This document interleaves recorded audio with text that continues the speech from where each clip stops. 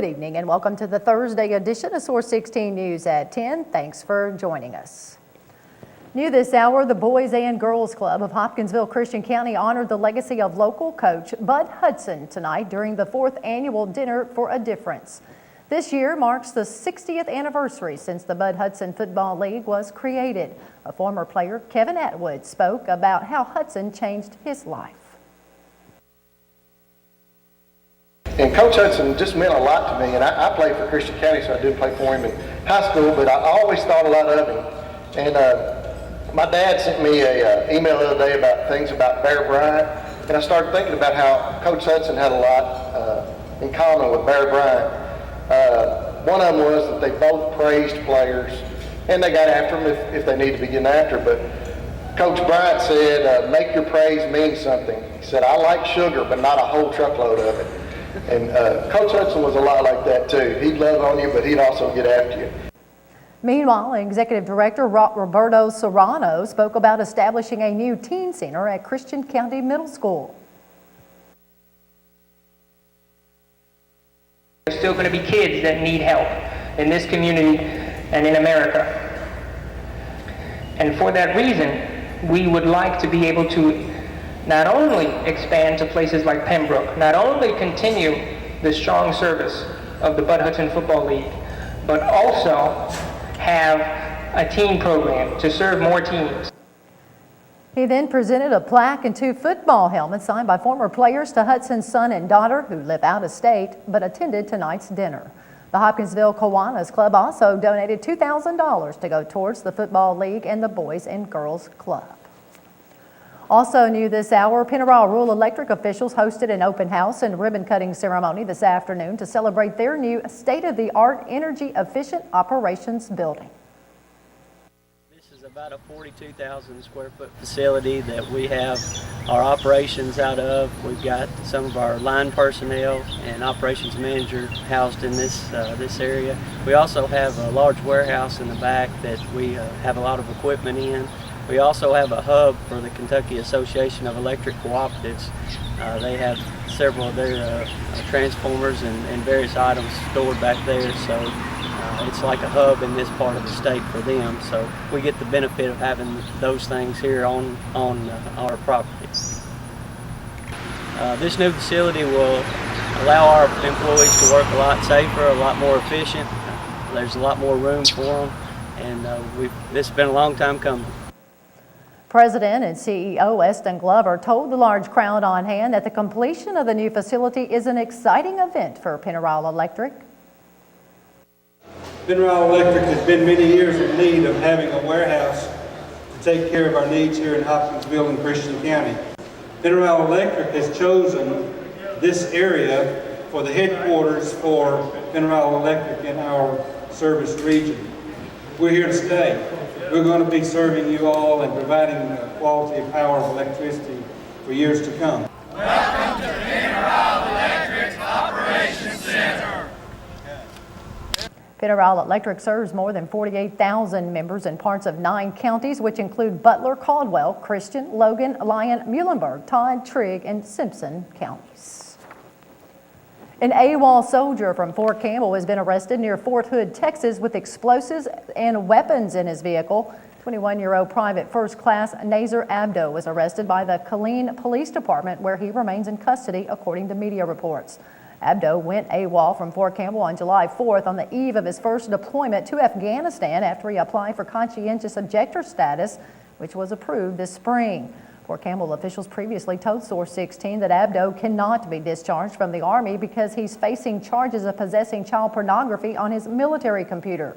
Killeen police told reporters that Abdo was arrested at a motel in the city, but did not release any other details. Reports indicate that Abdo was said to have been overheard making threatening statements to attack an Army post, possibly Fort Hood, and continued to make them following his arrest, according to federal law enforcement officials. Media reports indicate Texas authorities found the soldier in possession of a large quantity of ammunition, weapons, and a bomb inside a backpack.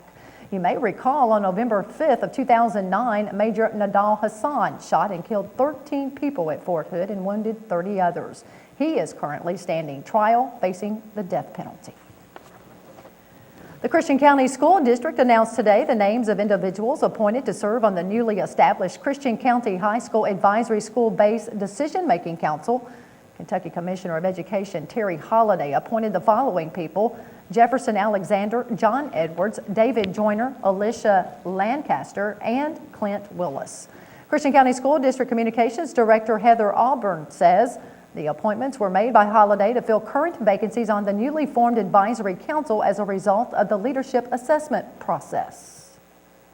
The hope of the Commissioner, Terry Holliday, is that the principal of the school and the district can utilize this advisory council in the building long-term leadership capacity. That dynamic leadership and instructional teams will be required to change in the school's outcomes for students. That would be the importance of this advisory council. The new advisory council will not have the authority to vote or take action on school-related matters. As we previously reported, Commissioner Holliday on February 15th decided to disband the former site-based decision-making council. Well, Callaway County school officials have named a former kindergarten teacher as the next Callaway County preschool principal, district-wide child care director. Lisa Stetson says, "I feel privileged to accept this position with Callaway County Preschool, which has consistently been a leader in early childhood education in Kentucky." Stetson adds, quote, "I hope to continue the high standards set by the faculty and staff at the preschool and to lead them well as we serve the needs of our Callaway County's youngest students and their families."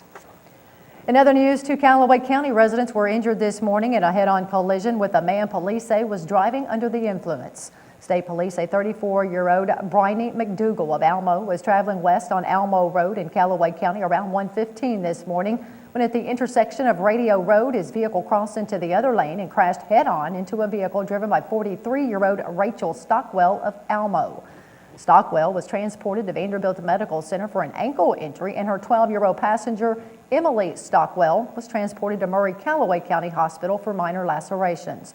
McDougal refused treatment on the scene and was taken into custody on charges of driving under the influence, driving without insurance, driving with an open container, and failing to wear a seat belt. He was lodged in the Callaway County Jail. Meanwhile, 4 individuals were injured in 2 separate wrecks in Christian County yesterday.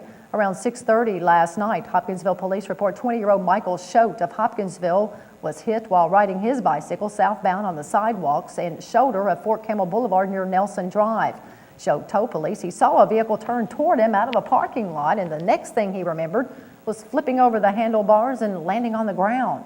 According to the report, Schote could not give a description of the vehicle or where exactly on the boulevard he was hit.